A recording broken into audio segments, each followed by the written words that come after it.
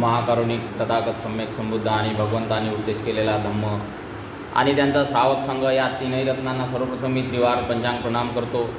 विश्वरत्न Bodhisattva doctor Babasaheb Ambedkar आणि माता रमाई यांनाही त्रिवार पंचांग प्रणाम. राष्ट्रपिता महात्मा फुले सावित्रीबाई फुले यांना त्रिवार पंचांग प्रणाम. आणि ज्या ज्या महामानवांनी लोकांचं चांगलं झालं पाहिजे, कल्याण झालं पाहिजे म्हणून आपलं आयुष्य खर्ची केलं, मग ते कोणत्याही जातीपंथ धर्माचे असो, त्या सर्वांना त्रिवार पंचांग प्रणाम. चार आर्य सत्य हा बौद्ध धर्मातील किंवा बुद्धाच्या सिद्धांतामधील मूळ गाभा आहे. सर्वांनाच माहीत आहे चार आर्य सत्य. पहिला आर्य सत्य आहे दुःख, दुसरा आर्य सत्य आहे दुःख समुदाय, तिसरा आर्य सत्य आहे दुःख निरोध आणि चौथा आर्य सत्य आहे दुःख निरोधागामी पटिपदा म्हणजे आर्य अष्टांगिक मार्ग. हा उपदेश तथागतांनी जेव्हा वैशाख पौर्णिमेला सम्यक संबुद्धी प्राप्त झाली, बुद्धत्व प्राप्त झालं आणि बुद्धत्व प्राप्त झाल्यानंतर सारनाथ इथे 5 भिक्षूंना, पंचवर्गीय भिक्खू म्हणतो आपण त्यांना, त्या ठिकाणी धम्मचक्र प्रवर्तित केलं आणि हा उपदेश दिला. त्या उपदेशामध्ये जे 5 भिक्षू होते ते वप्प, महानाम, अश्वजित, कौंडन्य, अश्वजित आणि भद्दीय यांना उपदेश देताना त्यांना समजून सांगितलं की मला सम्यक संबुद्धी म्हणजे तुम्ही मला सोडून गेल्यानंतर मी कसा बुद्धगयाला गेलो, बुद्धगयाला मी वैशाख पौर्णिमेच्या दिवशी आसनस्थ झालो आणि ध्यान केलं आणि त्यामध्ये रात्रभरामध्ये मी चिंतन मनन करून मला जे निसर्गाचा नियम समजून गेला, जी बोधी प्राप्त झाली, त्यामध्ये या जगामध्ये जे दुःख आहे आणि दुःखावर निवारण म्हणजे दुःखाला मुक्त करण्याचा मार्ग पण आहे तो मी शोधून काढला. तर काय आहे पहिला आर्य सत्य? पहिला आर्य सत्य तथागत काय म्हणतात भिक्षूंना, इदको पण वे भिक्कवे.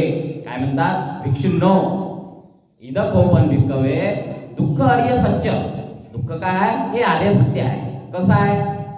जाती भी दुःखा, जरा भी दुःखा, व्याधी भी दुःखा, मरण भी दुःखा, यमपीच न लपती तंपी दुःख. म्हणजे काय म्हणतात तथागत? जन्म दुःखकारक आहे.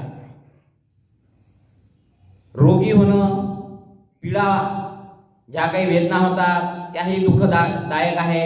म्हातारा होणं हेही दुःखकारक आहे आणि मृत्यू होणं हेही दुःखकारक आहे. इच्छा केलेली वस्तू मिळाली नाही तर माणसाला दुःख होते. प्रिय व्यक्तीचा वियोग, एखादी प्रिय व्यक्ती आपल्याला सोडून गेली तर दुःख होते. अप्रिय व्यक्ती जर मिळाली तेही दुःख होते. बरोबर आहे की नाही? प्रिय व्यक्ती जर आपल्याला सोडून गेली, आपला मुलगा आहे, आपलं नातलग आहे, आपले वडील आहे, आपली आई आहे, जे काही आपण ज्याला आपण प्रिय समजतो ते व्यक्ती जर आपल्याला सोडून गेली तर किती मोठं दुःख होते? फार मोठं दुःख होते. तसंच ज्याचं आपल्याशी जमत नाही, ज्याचा आपण द्वेष करतो, ज्याचा आपल्याशी भांडण झालं, जो दिसतात आपल्याला क्रोध येतो, तो जर भेटला दुःख नाही होत काय? अरे बापा हा कायलेच दिसला. बरोबर आहे की नाही? सकाळी सकाळी जर एखाद्या कामी गेलं का नाही, चाललं एखाद्या चांगल्या कामी चाललं, सकाळी सकाळी जर समजा ज्याचं पटलं नाही तो जर दिसला तर तुम्ही पहा तुमच्या मनाला किंवा माझ्या मनाला चांगलं वाटणारच नाही. आपल्याला हेच वाटन मी सकाळी चांगल्या कामी चाललो, ह्या कायले दिसला, आता माझे काम होतच नाही. म्हणजे आलं ना मनात शंका, होते का नाही होत असं? म्हणजे जो व्यक्ती ज्याच्याशी आपलं पटत नाही तो जर आपल्याला भेटला तर आपल्याला दुःख होते. म्हणजे थोडक्यात भगवंत काय म्हणतात? पंचउपादान स्कंद दुःख. म्हणजे एकंदरीत पंच उपादान स्कंदच काय आहे? दुःख आहे. 5 उपादान स्कंद दुःख म्हणजे काय? तर हे जे शरीर आणि मन आहे, हे जे शरीर आणि मन आहे हे म्हणजेच दुःख आहे. शरीर आणि मन केव्हा येते? जेव्हा जन्म होतो. शरीर आणि मन केव्हा येते? जेव्हा जन्म होतो. म्हणजेच जन्म काय आहे? दुःखदायक आहे. पंचस्कंद दुःखदायक आहे. पंचस्कंद म्हणजे काय? पंचस्कंद म्हणजे रूप, ज्याला आपण शरीर म्हणतो. त्याच्यानंतर त्याच्यामधले मनाचे 4 घटक येतात: संज्ञा, संस्कार, वेदना आणि विज्ञान. हे 4 घटक मनाचे आणि शरीराचा 1 घटक, असे 5 घटक मिळून शरीर आणि मन तयार होते. आणि हेच काय म्हणते, म्हणजे त्या योनीत पडणे. बरोबर आहे की जन्म होणे म्हणजे त्या योनीत पडणे, म्हणजे हे दुःखदायक आहे. आता मला सांगा, जेव्हा हे पहिलं आर्य सत्य जर दुःख आहे, तर आपण जर समजा धम्माचा प्रचार आणि प्रसार करतो आणि एखाद्या व्यक्तीने जर म्हटलं पहिलं आर्य सत्य बुद्ध धम्मामध्ये काय आहे, दुःख आहे. एखादा व्यक्ती अतिश्रीमंत आहे आणि त्याला कधीही दुःखद वेदना झाल्या नाही, त्याला कधीही दुःखद वेदना झाल्या नाही, शारीरिक वेदना झाल्या नाही, मानसिक वेदना झाल्या नाही, तर तेव्हा तुम्ही हे तत्वज्ञान जेव्हा समजून सांगाल, तेव्हा तो काय म्हणन, बाबा रे तुझं मन तू म्हणतो जे खरं आहे, परंतु मी जन्माला आलो तेव्हापासून कधीही मला शारीरिक वेदना किंवा मानसिक वेदनाच झाल्या नाही, मी तर सुख पाहिलं. असा व्यक्ती भेटू शकते का नाही? बरोबर आहे ना? असा एखादा व्यक्ती भेटू शकते. मला तर कधी पीडा झालीच नाही, बरोबर आहे की नाही? कधी मला शारीरिक वेदना, कधी वेदना नाही झाला, कधी मला लागलं नाही, मी पडलो नाही, काहीच नाही. आणि मानसिक सुख भेटलं. माझ्याजवळ पैसा आहे, माझ्या वडिलांची संपत्ती आहे, जे काही ते मी उपभोगतो आहे, मला ज्या पाहिजे त्या वस्तू भेटते, ज्या इच्छा केलेल्या वस्तू आहेत त्या मला भेटते. तर मग हे दुःख कसं? बरोबर आहे की नाही? म्हणून दुःख कसं आहे, कारणाने उत्पन्न होणारे दुःख आहे. भगवंत काय म्हणतात, प्रतीत्य समुत्पन्न. बरोबर आहे की नाही? दुःख काय आहे या जगात, कारणाने उत्पन्न होणारे आहे. मग दुःखाला समजून घ्यायचं असले तर हे 3 लक्षणाला समजून घेतलं पाहिजे: दुःख, अनित्य आणि अनात्मा. या 3 गोष्टीला समजून घेतलं पाहिजे. दुःख आपण समजून घेतलं, दुःख आहे, बरोबर आहे की नाही? जन्म होणे, म्हातारे होणे, पीडा होणे, रोग होणे, प्रिय वस्तू आपल्याला न भेटणे, ह्या सगळ्या गोष्टी आणि 5 उपादानस्कंध हे दुःख आहे. परंतु हे काय आहे, हे अनित्य. हे सगळं सतत बदलणार आहे. ह्या सततच्या जगामध्ये बदलणाऱ्या गोष्टी, त्याला काय म्हटलं जाते, अनित्य आहे. अनित्य काय? मला सांगा, लायण्याचं मोठं झालो ना, बदल नाही काय? जगामध्ये सगळं काही बदल आहे, बरोबर आहे? या ठिकाणी पूर्वी विहार नसेल, आता विहार आहे, बदल झाला का नाही? ह्या मंगरूळ दस्तगीर गावामध्ये खूप लोकसंख्या कमी असेल, आता वाढली, बदल झाला की नाही झाला? काही घरं त्या तुटके फुटके असेल, आता काही नवीन घरं बनले, बदल झाला की नाही? बदल झाला. म्हणून जगामध्ये कोणतीही गोष्ट स्थिर किंवा शाश्वत कोणतीही गोष्ट नाही, ती सतत बदलणारी आहे, बदलणारी आहे. आणि जे काही बदलते ते माझं किंवा मी होऊ शकत नाही. आत्मभाव होऊ शकते का तो? बदलणाऱ्या जगात माझं काय आहे सांगा बरं? माझं मी म्हणतो ते काहीही नाही, कारण की ते निसर्ग नियमानुसार सतत बदलणार आहे. ज्या बदलणाऱ्या प्रक्रियेमध्ये आपणच बदलतो. आपण कसे बदलतो मला सांगा? जे मनामध्ये एखाद्या व्यक्तीविषयी जर आपल्याला प्रेम असेल, ते इथून 5-10 वर्षांना निश्चितच कमी होते, काही क्षणात कमी होते. एखादा प्रिय व्यक्ती किती काही प्रिय असला, परंतु तो आपल्या मनाच्या विरोधात वागत आहे, मला सांगा तिथं त्यावेळेस क्रोध येते की नाही येत? मग क्षणात मन बदलणार आहे की नाही? मग या बदलणाऱ्या जगात मनच आपलं बदलते. एखाद्या व्यक्तीवर आपण किती काही क्रोध केला तरी एखादं त्यानं जर आपल्याबद्दल आसक्ती दाखवली, एखादं चांगलं काम केलं आपल्याविषयी, तर त्याच्याबद्दल आपल्याला मैत्रीभाव निर्माण होईल की नाही होईल? निश्चितच होईल. मग हे मन काय बदलणार आहे की नाही आहे? जे मन बदलणार आहे, जे सगळं काही बदलणार आहे, त्याच्यामध्ये मला सांगा, माझं मी म्हणतो ते होऊ शकते का आपलं ह्या जगात काहीही नाही. आत्मभाव, ज्याला स्वभाव म्हटल्या जाते, जे माझं म्हटलं जाते, ते काही नसल्यामुळे ह्या जगात आत्मा कसा राहीना? ज्याला आत्मा म्हणतो, ज्याला मीपणा म्हणतो, तो राहू शकतो काय? म्हणून अनात्मा. तिसरं लक्षण काय आहे? अनात्मा. म्हणून दुःख, अनित्य आणि अनात्म ह्या 3 लक्षणाला समजून ज्यावेळेस घेतो, तेव्हा आपल्याला 4 आर्य सत्य म्हणजे काय हे समजून चुकतात. अशा पद्धतीनं हे पहिलं आर्य सत्य आहे का, जे माणसाला लक्षात येऊन जाते का ह्या जगामध्ये आपण सुख शोधतो, परंतु जगामध्ये जे आहे ते प्रतीत्य समुत्पन्न कार्यकारण भावाच्या सिद्धांतान्वये प्रत्ययानं काय आहे, दुःखच आहे. असं हे पहिलं आर्य सत्य आहे. दुसरं आर्य सत्य काय आहे? दुःख समुदाय. बरोबर आहे की नाही? दुःख समुदाय काय म्हणते?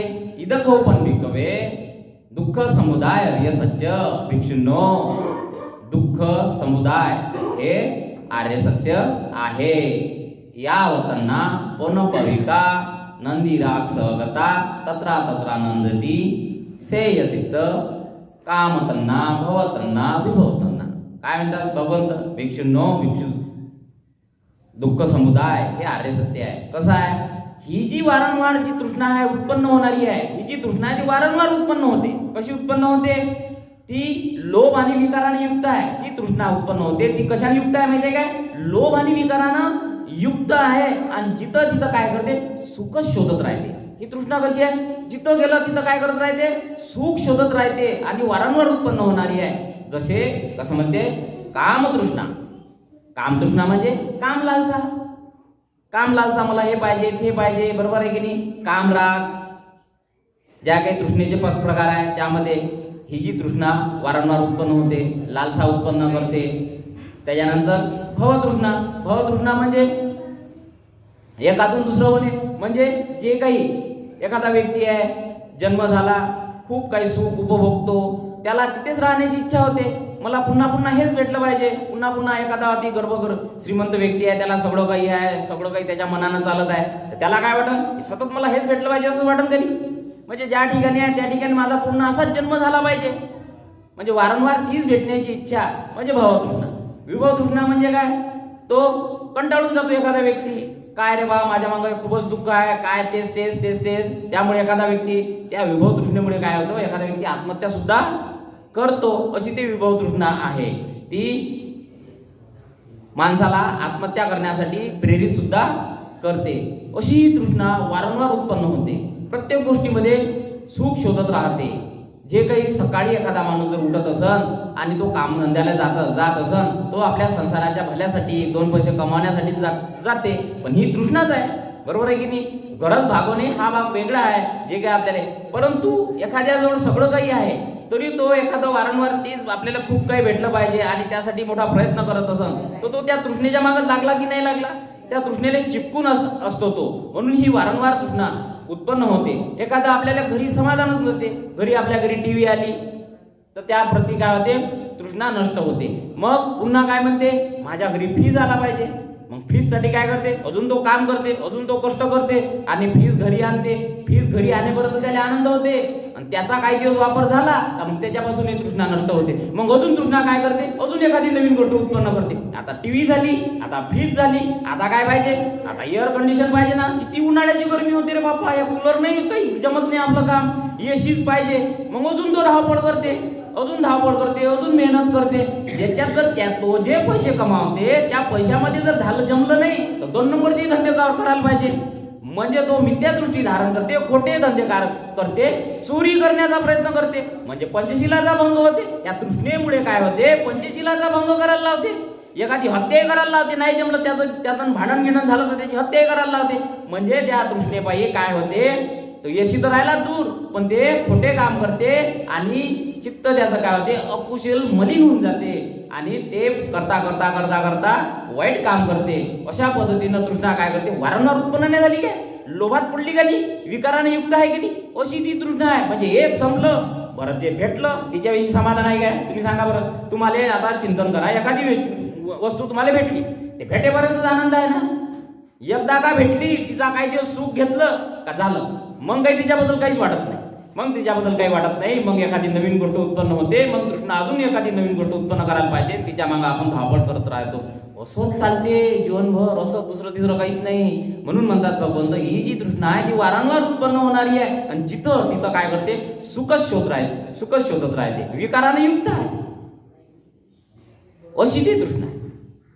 मग तिसरा आर्य सत्य काय आहे? तिसरा आर्य सत्य निरोध करता येते, थांबवता येते म्हणते. भगवान बुद्ध काय म्हणते? याले थांबवता येते म्हणते. कसं थांबवता येते? इथं गोपन भिक्कवे दुःख निरोध आर्य सत्य. दुःखावर निरोध आहे, दुःखाले थांबवता येते. कसं थांबवता येते? यो तसा यो असेच विराग निरोधो. काय म्हणते? असेच विराग निरोधो. काय? चागो पटिनिसिगो मुक्ती आणि अनालयो.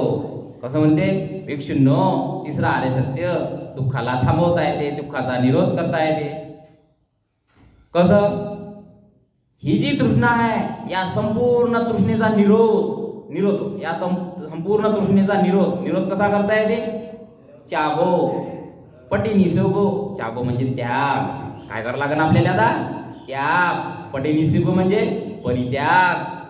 मुक्ती म्हणजे मुक्ती. अनालय म्हणजे अनासक्ती. त्याग, परित्याग, मुक्ती आणि अनासक्ती. म्हणजे त्या गोष्टीचा काय करावं लागेल, अरे ही जी गोष्ट आहे मला जी मी तृष्णेच्या मागे धावत होतो, पण ती तृष्णा एक संपली का दुसरं काढते, तर मला काय करावं लागेल, त्या गोष्टीचा त्याग करावा लागेल ना.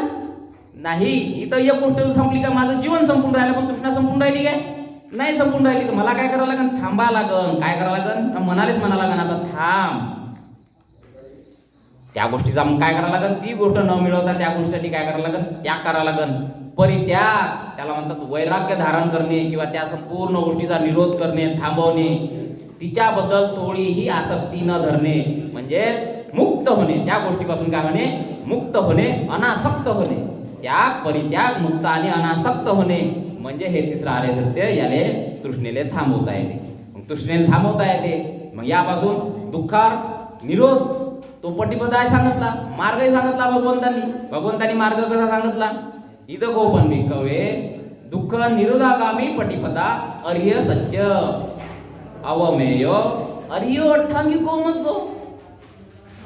अर्य अठ्ठांगी मग कसा, सम्मा दिट्ठी, सम्मा संकल्पो, सम्मा वाचा, सम्मा कम्मांतो, सम्मा आजीवो, सम्मा सती, सम्मा वीर्य, सम्मा समाधी. काय म्हणतात भगवंत, दुःख निरोधागामी पटिपदा पण आहे. जसं दुःख आहे तर त्याच्यावर निवारण सुद्धा आहे, त्याच्यातून मुक्त पण होता येते, निर्वाण पण मिळवता येते. निर्वाण कसं मिळवता येते, तर हा जो आर्य अष्टांगिक मार्ग आहे कसा आहे, सम्यक दृष्टी, सम्यक संकल्प, सम्यक वाचा, सम्यक कर्मांत, सम्यक आजीवक, सम्यक स्मृती, सम्यक वीर्य आणि सम्यक समाधी. हे 8 आर्य अष्टांगिकचे मार्ग आहे आणि ते कसे आहे, शीलाने परिपूर्ण आहे, समाधीने परिपूर्ण आहे आणि प्रज्ञेने परिपूर्ण आहे. कसे आहेत, शीलाचे. शीलामध्ये काय मोडते, सम्यक, त्याच्यामध्ये शीलामध्ये मोडते सम्यक आजीविका, सम्यक कर्मांतो, सम्यक वाचा, हे शीलामध्ये मोडते. आता सम्यक वाचा म्हणजे जे काही आपण बोलतो ते कटू न बोलता, खोटं न बोलता, नेहमी खरं बोललं पाहिजे. आता आपण आता कुठे चाललो, निर्वाणाच्या जर मार्गात जायचं असेल तर कसं असलं पाहिजे, आपली सम्यक वाचा कशी असली पाहिजे, व्यर्थ बडबड न करणे, निंदा नालस्ती न करणे, चुगली चहाडी न करणे, खोटे न बोलणे. मला सांगा, आपल्याला जर काम धंदा नसल्या तर तीन चार जण माणसं म्हणा, 3-4 जणी बाया म्हणा एकत्र जमल्या तर काय निंदा नालस्तीच करते एकमेकाची, हे बाई अशी ते बाई तशी, बरोबर आहे की. त्या माणसानं असं केलं, त्या माणसाने असं केलं. मी काय म्हणतो, आपल्याकडे पाहतो स्वतःकडे, आणि मी काय केलं याचं कोण नाही चिंतन करत. बुद्ध काय म्हणतात, स्वतःकडे पहा, दुसऱ्याकडे अजिबात नाही पाहायचं. आपलं मन काय म्हणते, मी जे करतो तेच खरं, दुसरा जे करते ते काही खरं नाही. म्हणूनच आपण त्याची निंदा नालिष्टी करतो का नाही, खोटंही बोलतो, मग खोटंही बोलणं होते, चुगली चहाडी करणं होते. मग याऐवजी भगवंत काय म्हणतात, मृदू बोला, प्रेमाने बोला, कोमल बोला, त्याला प्रिय वाटणारं बोला, बरोबर आहे की नाही, त्याला प्रिय वाटणारं बोला. जशाच तसं उत्तर भेटते का नाही भेटत, तुम्ही पहा, टीव्हीत पहा, कितीतरी हे डिबेट होते, काही होते, किंवा आपल्या घरा आजूबाजूले काय होते, भांडणं होते. पण त्या भांडणं कशाहून होत माहिती आहे का, नुसते बोलण्याहून होते, नुसते बोलण्याहून होते. आपण जर त्याच्याविषयी वाईट बोललो तर तो नुसतं आपल्याला प्रत्युत्तर काय द्याल, वाईटच बोलन. आपण चांगलं बोललो तर तो काय बोलन आपल्यासोबत, त्याच्या मनामध्ये काय भाव निर्माण होईल आपला, अरे हा माझ्यासोबत खरं खरं बोलते, प्रेमानं बोलते, तो खरंच आपल्यासोबत वाईट बोलन काय, आपली चुकलीचं आळी करण काय, नाही करणार. म्हणून आपली सम्यक वाचा किंवा सम्यक वाणी कशी असली पाहिजे, नेहमी प्रेमानं असली पाहिजे आणि खरं बोलणारी असली पाहिजे. सम्यक कर्म आपले नेहमी चांगले असले पाहिजे, कर्म आपले नेहमी कसे असले पाहिजे, चांगले असले पाहिजे. कर्म कशा जे आपल्याजवळ आहे याच्यामुळेच केले जाते. काय आहे आपल्याजवळ, आपल्याजवळ शरीर आहे, तोंड आहे आणि मन आहे. या 3 गोष्टी होते, या 3 गोष्टीमुळे कर्म होते. कसे होते, 4 गोष्टीचे मी तुम्हाला वाणीचे सांगितलेच. 3 मनाचे कसे होते, मनामध्ये द्वेष उत्पन्न होते. मनामध्ये काय उत्पन्न होते, द्वेष उत्पन्न होते, क्रोध उत्पन्न होते. मनामध्ये काय उत्पन्न होते, तृष्णा उत्पन्न होते. आता सांगितलं दुसरं आर्य सत्य, जी तृष्णा उत्पन्न होते त्याला काय करायचं आहे, थांबवायचं आहे, प्रज्ञेनं पाहून घ्यायचं आहे. त्या मनामध्ये अकुशलचा हा दुसरा, आणि तिसरं काय, मोह म्हणजे अळाणीपणा, ज्याला अविद्या म्हणतो. अविद्या आहे आपल्यामध्ये. ही मनाच्या 3 गोष्टी. त्याऐवजी काय करायचं, द्वेष न करता मैत्री करायची. त्याऐवजी काय करायचं आहे? द्वेष न करता काय करायचे? इतरांप्रती मैत्री करायची आहे, संपूर्ण मानवाप्रती मैत्री करायची आहे, संपूर्ण प्राण्याप्रती मैत्री करायची आहे. अरे त्याचं मंगल हो, त्याचं कल्याण हो, त्याचं चांगलंच झालं पाहिजे. आपल्या शेजारी जर एखादा कास्तकार आहे ना, आपण एक कास्तकारी करून राहिलो, त्याला जर समजा 10 पोते सोयाबीन पिकलं, तेवढी शेती आहे, आणि आपल्याजवळ तेवढी शेती आहे, आणि आपल्याला जर 8च पोते पिकलं, तर मला सांगा दुसऱ्याबद्दल आनंद व्यक्त होईल काय? काहून नाही हो? झाला पाहिजे ना. अरे बरं झालं त्याला 10 पोते पिकलं असं म्हणतो का आपण? आपण काय म्हणतो? बाप्पा त्याचं शेत सारखं, माय शेत सारखं, त्याला 10 पोते पिकलं आणि मला 8च पोतं पिकलं. काय केलं त्यानं असं? ही माणसामध्ये द्वेष उत्पन्न करणारी भावना निर्माणच होते. मग त्याला काय करायचं आहे? आपल्याला थांबवायचं आहे. काय म्हणायचं आहे? अरे चांगलं झालं, त्याच्या घरी लग्न आहे ना. आपण काय निर्माण करायचं? त्याच्या पोरीचं लग्न आहे, त्याला बरं झालं 10 पोते पिकलं, तर त्याच्या मागं किती काम आहे, त्याचं बरं झालं, अजून पिको, असा भाव निर्माण केला पाहिजे. याले म्हणजे खरी खरी मैत्री. ही जर मैत्री केली तर द्वेष नष्ट होतो. आणि तुम्हाला सांगतो, दान दिल्यापेक्षाही मैत्रीचं पुण्य हे दानापेक्षाही आहे, पण आपण करत नाही. नुसती चित्तामध्ये भाव व्यक्त करावं लागते, काहीच नाही करावं लागत. आणि प्रॅक्टिकल करायचं असलं तर समजा प्रॅक्टिकली करता येते. रस्त्याने जाता जाता एखादा 2 व्हीलरवर एकटा माणूस चालला, आणि रस्त्याने जर एखादा माणूस चालला, त्याने जर हात दाखवला तर थांबवायचं. ही झाली मैत्री. म्हणजे त्याच्यामध्ये करुणा भाव निर्माण केला का नाही केला? चाल बाबा बस, किंवा स्वतः नाही म्हणता येते. म्हातारा माणूस आहे, कुठं चालला, चालता का बाबाजी, बसता का, एकटाच चालला ना, लोक तर हात दाखवलेले नाही थांबत, तर आपण आंगुलीनं म्हणतो तरी काय? ही झाली मैत्री. आणि त्याच्याप्रती करुणा भाव त्याला घेऊन जाणं, ही प्रॅक्टिकल झाली. पण चित्तामध्ये भाव निर्माण करणं, त्याचं भलं हो, त्याचं मंगल हो, कल्याण हो. जे काही दान देतो त्या दानापेक्षाही कितीतरी पटीनं हे मैत्रीचा भाव आपल्याला पुण्य संपादन करते. पुण्य कमवा लागन ना, पुण्य कमवा लागन. पाथेय शिदुरी. पाथेय म्हणजे काय? शिदुरी. शिदुरी कशाची न्यायची आहे तुम्हाला? पापाची न्यायची आहे का पुण्याची न्यायची आहे? सांगा बरं. कशाची नेता शिदुरी? या जन्म मरण्याच्या फेरामध्ये कोणती शिदुरी न्यायची आहे? पुण्याची शिदुरी. पुण्याची शिदुरी जर नेली तर सुगतीचा मार्ग मोकळा होते, निर्वाणाचा मार्ग मोकळा होते. पुण्याची शिदुरी. मग निसर्गामध्ये ज्या गोष्टी प्रत्यक्षात आपण काय करून राहिलो आणि करायला काय पाहिजे? जे करतो ते नाही करायला पाहिजे. म्हणून हे विहार धार्मिक संस्काराचं केंद्र असते, ज्यामध्ये आपल्याला धार्मिक संस्कार शिकवल्या जाते की आपण नेमकं काय केलं पाहिजे. हा द्वेष नष्ट मैत्रीने होतो. लोभ, जी तृष्णा आहे ती दान दिल्यानं नष्ट होते. आणि अविद्या प्रज्ञानं, शिकल्यानं, धम्मोपदेश केल्यानं, धम्म ऐकून घेतल्यानं विद्या नष्ट होते का नाही? हे मनाचे 3 घटक अकुशल आहे, आणि 3 मनाचे काय आहे? कुशल घटक आहे. त्याच्यानंतर कायानं पण होते. काया वाचेचे बी 4 सांगितले, मनाचे 3 सांगितले, आणि आता काय झालं? शरीराने काय होते? हिंसा होते. पहिलं शील घेतलं, पानातिपाता वेरमणी. शरीराने काय होते? हिंसा होते. हिंसा कशी होते? मारतो आपण एखाद्याला, प्राण्याला मारतो, माणसाला मारतो की नाही मारत? काठीने मारतो, चाकूने मारतो. मग हिंसेच्या ऐवजी आताच मी सांगितलं काय करायचं, त्याच्याबद्दल आपण मैत्री करायची. हे कुशल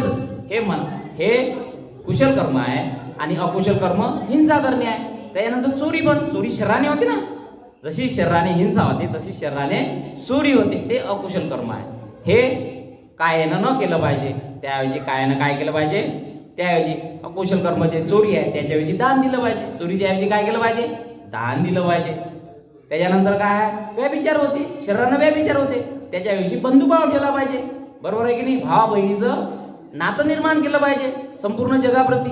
म्हणजे हे 3 गोष्टी शरीराने होते, त्या शरीराने थांबवल्या पाहिजे. आणि शरीराने कायाने, ज्याला आपण म्हणतो त्या गोष्टी मैत्री, दान आणि बंधुभाव हा निर्माण केला पाहिजे. केला पाहिजे की नाही केला पाहिजे? हे झाली, याले म्हणतात सम्यक कर्मांत. त्याच्यानंतर सम्यक आजीव म्हणजे आजीविका. सम्यक आजीविका कशी? कोणते व्यवसाय केले पाहिजे? तथागतांनी जे व्यवसाय आहे ते नाकारले. कोणते? शस्त्राची विक्री करू नये, दारू मद्यपानाची विक्री करू नये, प्राण्यांची हत्या करून त्यांची विक्री करू नये, प्राण्यांचा बाजार पण मांडू नये, विषाची विक्री करू नये, ह्या गोष्टी नाकार केल्या. आणि ह्या गोष्टी सोडून ज्या काही आपण व्यवसाय करतो त्या सगळा चांगलाच आहे. आणि व्यवसाय करताना काय केलं पाहिजे, तो खोटा नाही बोललं पाहिजे, व्यवसाय शुद्ध केला पाहिजे. जो काही आपण आणतो व्यवसाय करून माल आणतो, हे करतो, त्याच्यात 2 नंबरचा न करता चांगल्या पद्धतीने केला तर त्याला सम्यक कर्मांत सम्यक आजीविका म्हणतो. हे झाले शीलाचे. त्याच्यानंतर काय समाधीचे. समाधीचे काय सम्यक वीर्य, सम्यक स्मृती आणि सम्यक समाधी. स्मृती म्हणजे काय आठवण, सजगता. आठवण सजगता कशाने येते, ध्यान केल्यामुळे. ध्यान केल्यामुळे काय म्हणतात, हे 4 स्मृती प्रस्थान आहे. स्मृती प्रस्थान म्हणजे काय, 4 स्मृती प्रस्थान आहे. कायानुपश्यना, वेदनानुपश्यना, धम्मानुपश्यना आणि चित्तानुपश्यना. ह्या 4 स्मृती प्रस्थान आहे का ज्या माध्यमातून स्मृती आपली काय होते, सजगता काय होते, वाढते. काय अनुपश्यना म्हणजे कायची विपश्यना, जे काही विपश्यनाला गेले बसून माहित असेल, डोक्यापासून तर पायापासून ज्या काही वेदना होते त्या सुखद आहे की दुःखद आहे, असुख आहे की अदुःख आहे, त्या गोष्टी तिथं शिकवल्या पाहिजे. ती आपण काय केली पाहिजे, वाढवली पाहिजे. कायामध्ये हे शरीरामध्ये काय आहे, सगळं दुर्गंधीयुक्त भरलं आहे. आपण शरीराला किती सकाळी धसतो, हे करतो, सुंदर बनवतो त्याले, बरोबर आहे की नाही, वेणी करतो, सगळं काही त्याचं नटतो धटतो, बरोबर आहे की नाही, पावडर लावतो. परंतु हे शरीर कसं आहे, नाशधर्मी आहे, नाशवंत आहे, हे सगळं दुर्गंधीयुक्त भरलं आहे, बरोबर आहे की नाही. याच्यामध्ये जे काही घटक आहे, जे काही आहे, पित्त आहे, थुंकी आहे, लाळ आहे, रक्त आहे, पू आहे, ह्या सगळ्या गोष्टी या शरीरामध्ये आहे का, त्या आवडणाऱ्या गोष्टी आहे काय, नाही आहे, त्या दुर्गंधाने भरलेल्या आहे. त्याला ह्या कायानुपश्यनानं असं पाहून घेतलं पाहिजे. अरे जे मी माझं चांगलं शरीर म्हणतो, हे चांगलं शरीर नसून हे दुर्गंधाने भरलेलं आहे, असा पाहिलं पाहिजे. म्हणजे त्या शरीराप्रती काय केलं पाहिजे, असं जर पाहिलं तर त्याच्याप्रती काय विराग उत्पन्न होते, थांबवल्या जाते, बरोबर की नाही. आसक्ती निर्माण होते का त्या शरीरावरती, अजिबात होत नाही. म्हणजे स्मृती सजगता असली पाहिजे का ह्या शरीरामध्ये मी माझं असं म्हणता काहीही नाही, हे नश्वर धर्मी आहे, एक दिवशी मरणारच आहे, असं या शरीराला पाहिलं पाहिजे. आणि स्मृती म्हणजे आठवण, सजगता असली पाहिजे. आणि हे जे 4 स्मृती प्रस्थान आहे, वेदनानुपश्यना, धम्मानुपश्यना, धम्माची विपश्यना करणे, चित्ताची विपश्यना करणे, हा थोडासा वेगळा विषय येतो. याच्याबद्दल बोलायचं म्हणजे ते त्याचं वेगळं वळण जाते, त्याचं वेगळं प्रवचन बनते. हे स्मृती अशी फक्त आठवण ठेवली पाहिजे. स्मृती म्हणजे आठवण ठेवली पाहिजे, म्हणजे वाईट कामं न करणे, शिलावर नेहमी आरूढ असणे, या गोष्टीची आपण आठवण ठेवली पाहिजे. वीर्य, सम्यक वीर्य म्हणजे काय, 4 प्रकारचे वीर्य म्हणजे उत्साह. वीर्य म्हणजे काय, उत्साह. कसा उत्साह असला पाहिजे, वीर्य हे 4 प्रकारचे असते. कसे असते वीर्य, वाईट गोष्ट जी आजपर्यंत मनात आली नाही, ती बाहेरच्या जगामध्ये वाईट गोष्ट जर असती, ती आपण कानाने डोळ्यानं पाहतो, कानानं ऐकतो, ती वाईट गोष्ट अजूनपर्यंत मनात आली नाही तर तिला थांबवलं पाहिजे. अरे ही गोष्ट माझ्या मनात आतापर्यंत नव्हती, मी पाहिल्यामुळे आपले भाव निर्माण होते, त्यानं ते केलं, आपण असं केलं पाहिजे. किंवा आपल्या मनामध्ये प्रवेश केला त्या वाईट गोष्टीनं, ते बाहेरच त्याला थांबवलं पाहिजे. त्याच्यानंतर ज्या मनामध्ये ज्या वाईट गोष्टी आहे, विकाराने भरलेलं मन आहे, त्या वाईट गोष्टी काढल्या पाहिजे. माझ्या मनात भाव निर्माण झाला का चोरी करण्याचा, काढून फेकून दिलं पाहिजे. माझ्या मनात वाईट विचार आला काय, द्वेष निर्माण झाला काय, काढून फेकून दिलं पाहिजे. अरे हे माझ्या अहितासाठी आहे, माझ्या दुःखासाठी आहे, हे माझ्या सुखासाठी नाही आहे, दिलं पाहिजे त्याला बाहेर फेकून. त्याच्यानंतर काय, ज्या गोष्टी बाहेर चांगल्या दिसते, आता तुम्ही चांगलं ऐकून राहिल्या काय, तुम्हाला जर असं वाटलं का मी सांगून राहिलो त्या गोष्टी काही मी आतापर्यंत ऐकल्याच नाही, तर त्याचा काय केला पाहिजे, मी स्वीकार केला पाहिजे, आतमध्ये घेतल्या पाहिजे, त्याचा प्रवेश केला पाहिजे. चांगल्या गोष्टी काय केल्या पाहिजे, स्वीकारल्या पाहिजे, त्यानुसार आचरण केलं पाहिजे. आणि ज्या माझ्या मनात ऑलरेडी चांगल्या गोष्टी आहे, जे काही मी चांगलं कार्य करतो त्याला वाढवलं पाहिजे, त्याला भावना प्रधान म्हणतात. प्राण प्रधान, अनुरक्षणा प्रधान, सबर प्रधान आणि भावना प्रधान, ह्या मी 4 गोष्टी सांगितल्या आहेत त्या प्रकारच्या. बाहेरच्या वाईट गोष्टी मनात येऊ न देणे, आतमधल्या मनातल्या गोष्टी वाईट असल्या त्या बाहेर फेकणे, माझ्या मनामध्ये जर चांगले विचार आहे त्याला वाढवणे आणि बाहेरचे चांगले विचार घेणे, याला म्हणतात सम्यक वीर्य. त्याच्यानंतर सम्यक समाधी, ध्यान. आता आपण लोखंडे ताईने तुम्हाला ध्यान शिकवलं, बरोबर आहे की नाही. आता ते थोडक्यात होतं, शिबिराला गेल्यावर चांगलं शिकवल्या जाते, ध्यान कसं करायचं, काय करायचं, याची घरी केली पाहिजे, प्रॅक्टिस केली पाहिजे. ध्यानामुळे शरीर आणि मन शुद्ध होण्यात होते. त्याला म्हणतात सम्यक समाधी. चित्ताची एकाग्रता. चित्ताची एकाग्रता दोन प्रकारची. एक कुशल एकाग्रता असते. कुशल चित्ताची एकाग्रता म्हणजे सम्यक समाधी. मला सांगा, एखादा आपण जंगलात गेलो आणि समजा बाण असला आपल्याजवळ, बाण आणि तो काय म्हणते धनुष्य बाण असला, धनुष्य आणि बाण जर असला आणि एखादा पक्षी दिसला आणि तो झाडावर बसला, त्याच्यावर नेम धरला आणि त्याला मारण्याचा प्रयत्न केला, ही समाधीच नाही गेली. चित्ताची एकाग्रता आहे ती. आणि त्याच्यावर काय उडल मारू, मग ही समाधी चांगली आहे का आपल्यासाठी? ही चित्ताची एकाग्रता चांगली नाही. म्हणजे कुशल चित्ताची म्हणजे कुशल मनाची, कुशल चित्ताची एकाग्रता म्हणजे सम्यक समाधी. एवढं लक्षात ठेवा. कुशल चित्ताची एकाग्रता म्हणजे सम्यक समाधी. समाधी अशी असते. समाधीमुळे काय होते? ध्यानस्थ असताना वितर्क, विचार, प्रीती, सुख आणि चित्ताची एकाग्रता अशा ह्या चार, पहिलं ध्यान, दुसरं ध्यान, तिसरं ध्यान आणि चौथं ध्यान लागते. जसं आनापान सुट्टीचा मी श्वास आतमध्ये घेत आहे, श्वास सोडत आहे, त्यावर मनाने मी पहारा देत आहे. त्यामुळे चित्त सुरुवातीला लागते काय? नाही लागत. कारण की वितर्क विचार हे सगळे असतात. वितर्क विचाराचं तुम्हाला उदाहरण सांगतो. वितर्क आणि विचारमध्ये दुसरं तिसरं काही नाही, हे सारखंच आहे जवळपास. परंतु वितर्क म्हणजे काय? त्या विषयात चित्ताचा प्रथम प्रवेश म्हणजे काय आहे? वितर्क. विचार म्हणजे त्यामध्ये रस वाटणे, त्यामध्ये गोडी वाटणे, म्हणजे त्यावर सतत चिंतन करणे म्हणजे विचार. आणि त्याच्यावर मग काय?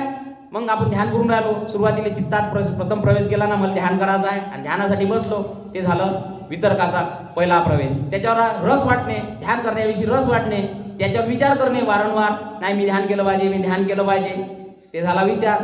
मग हे करता करता समजा ध्यान लागलं तर गोडी सुरू होते, प्रीती, आनंद होते, त्याला म्हणते प्रीती, आनंद उत्पन्न होते. मग आनंद, मग लय ध्यान लागलं, मग किती सारा आनंद होते. अरे मला ध्यान लागून राहिलं, मग मला आनंद होते. बरोबर आहे की नाही? त्याला म्हणते प्रीती.